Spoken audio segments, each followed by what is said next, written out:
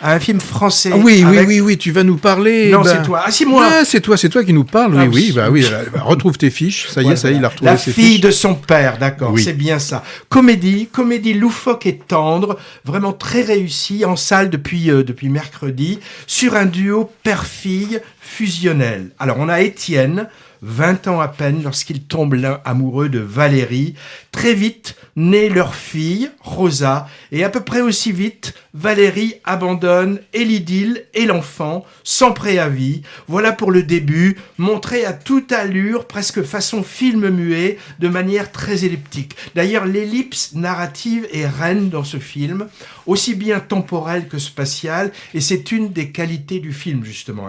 Père et fille vont faire apparemment comme si de rien n'était, se construisant une vie heureuse et enjouée, rythmée par les facéties du papa poule devenu entraîneur de foot. Alors, il paraît un peu entraîneur de foot comme moi, je crois. Enfin bon, mais arrivé à ses 17 ans, Rosa doit quitter le nid pour partir étudier loin, et en plus, le passé semble ressurgir. Alors tout ça est traité de manière légère, sans gravité apparente. D'ailleurs, disons que d'habitude, la famille monoparentale au cinéma, d'abord c'est souvent la mère, ce qui est statistiquement le cas, mais ça nous donne la plupart du temps des drames, comme dans le récent Rien à perdre avec Virginie Efira. Là, le réalisateur prend un peu le contre-pied. Il y a un univers, je trouve, dans ce film, un côté monde ludique et poétique que s'inventent les deux personnages et ceux qui gravitent autour d'eux, incarnés par des comédiens qui sont très expressifs, très physiques, avec beaucoup de mouvements dans les scènes. Et ce tempo, il est accéléré, il est accentué par un montage rapide et de nombreuses ellipses. Comme je l'ai dit, on a parfois l'impression de sauts spatio-temporels, car les déplacements d'un lieu à l'autre ou d'une époque à l'autre sont souvent zappés.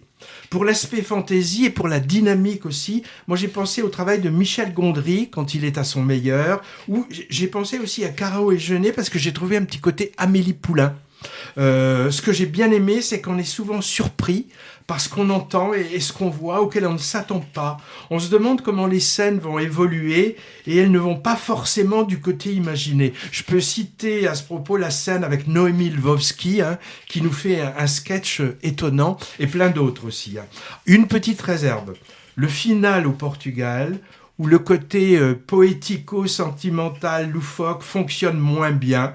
Le rythme qui faisait le sel du film se ralentit, avec en plus une conclusion pas très nette ou pas trop crédible. Bon, on va dire que la presque totalité du film est une réussite. Je remarque que souvent, je m'entends souvent dire que le final gâche un peu les films. Rarement, le final sauve le film. Je sais pas pourquoi.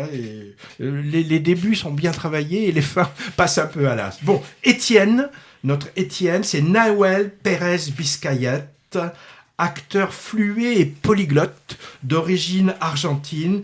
Et celui-là, il a dû vendre son âme au diable, parce que malgré ses 38 ans, il semble étonnamment jeunot dans tous ses films. Alors là, c'est plutôt bien vu dans La fille de son père, parce que ça accentue un peu le côté papa copain, ado, attardé. Mis sous les projecteurs en France avec 120 battements par minute et Au revoir là-haut, la même année, en 2017. Il mène depuis le début, en fait, une carrière internationale avec une filmographie déjà bien fournie.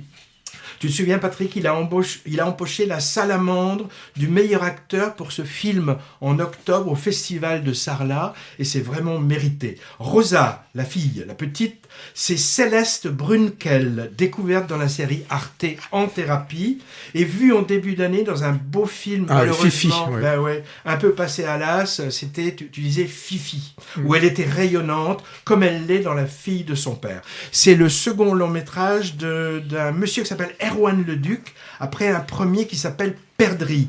Pas vu, ce à quoi je vais essayer de remédier, car le deuxième m'a emballé. Et en plus, Patrick, j'ai appris que son premier, c'était avec Fanny Ardant. Décidément, elle est partout. C'est une émission spéciale Fanny Ardant. Je vais encore me faire fâcher par mon épouse. Alors là, tu parlais d'ellipse. Il aurait pu pousser l'ellipse un peu plus loin, c'est-à-dire enchaîner directement le générique de début sur le générique de fin. On aurait gagné beaucoup de temps. Ah ouais, tu trouves ? Oui, parce que... Ah non, moi je me suis là là aussi, je me suis dit vivement la fin, vivement carrément. la fin. Oh bah la fin dans au Portugal. Attends, dis rien. Mais Oui, la fin au Portugal, c'est Bon.